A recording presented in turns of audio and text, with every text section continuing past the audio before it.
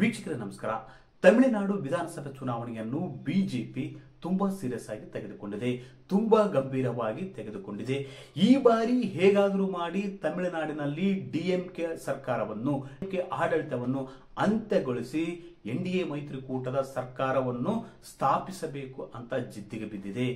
ಈ ನಿಟ್ಟಿನಲ್ಲಿ ಈಗಾಗಲೇ ಹಲವು ರಣತಂತ್ರಗಳನ್ನು ಹೆಣೆದು ತಮಿಳುನಾಡಿಗೆ ಒಂದು ಹೊಸ ಅಲೆ, ಹೊಸ ಸುನಾಮಿ ಸೃಷ್ಟಿ ಆಗುವಂತೆ ನೋಡಿಕೊಳ್ಳುವಂತ ಒಂದು ದೃಷ್ಟಿಯನ್ನು ಹರಿಸಿದ್ದಾರೆ.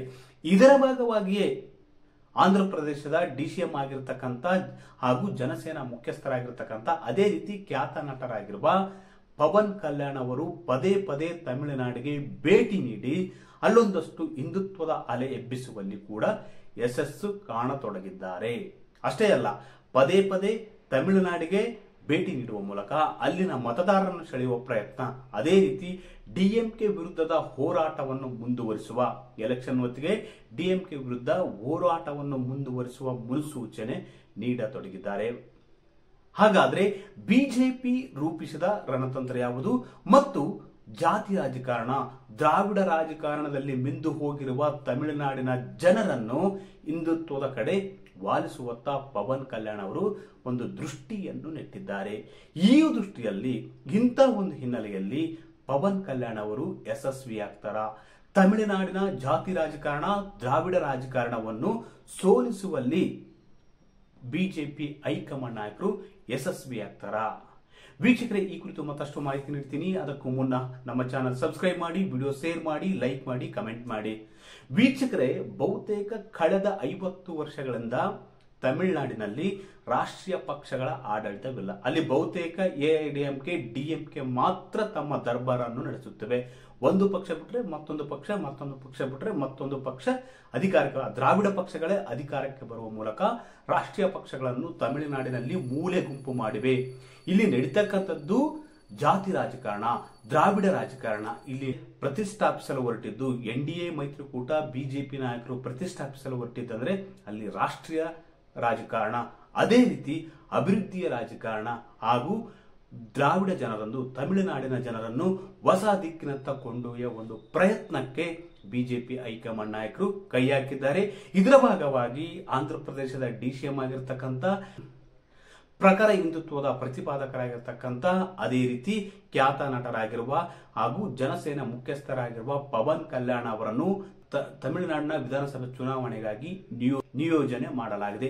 ಇದರ ಭಾಗವಾಗಿ ಮೊನ್ನೆಯಷ್ಟೇ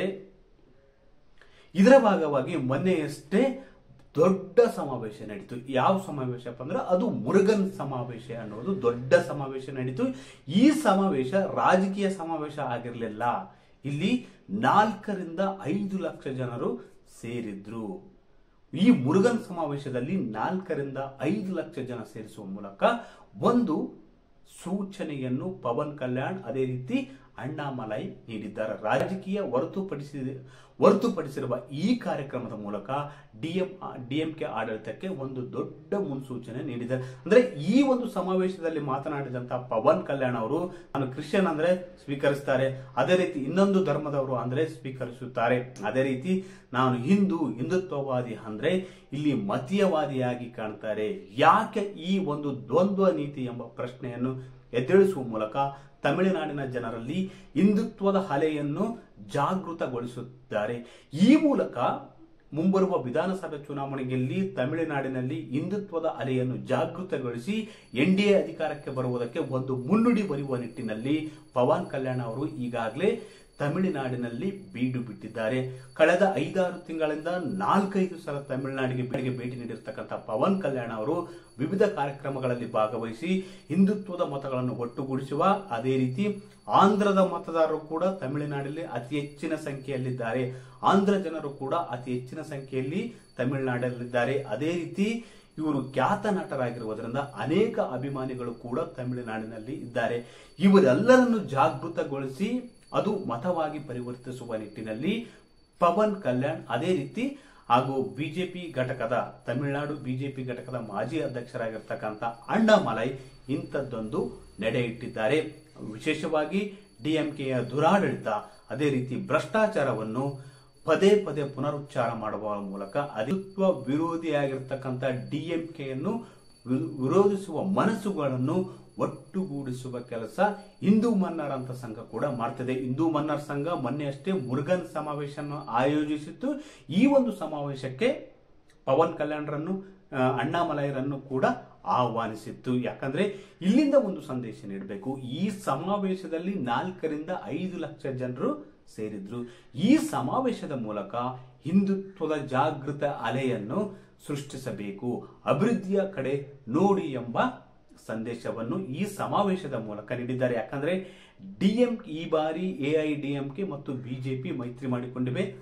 ಎಐಡಿಎಂಕೆ ಒತ್ತಡಕ್ಕೆ ಮಣಿದು ಬಿಜೆಪಿ ಹೈಕಮಾಂಡ್ ನಾಯಕರು ಬಿಜೆಪಿ ಘಟಕದ ಅಧ್ಯಕ್ಷರಾಗಿದ್ದ ಅಣ್ಣಾಮಲೈ ಅವರನ್ನು ಕೆಳಗಿಳಿಸಿ ಬೇರೆಯವರನ್ನು ಪ್ರತಿಷ್ಠಾಪನೆ ಮಾಡಲಾಗಿದೆ. ಯಾಕಂದ್ರೆ ಎಐಡಿಎಂಕೆ ಆತ್ಮೀಯರಾಗಿರೋರನ್ನೇ ಬಿಜೆಪಿ ಘಟಕದ ಅಧ್ಯಕ್ಷರನ್ನಾಗಿ ಮಾಡಲಾಗಿದೆ.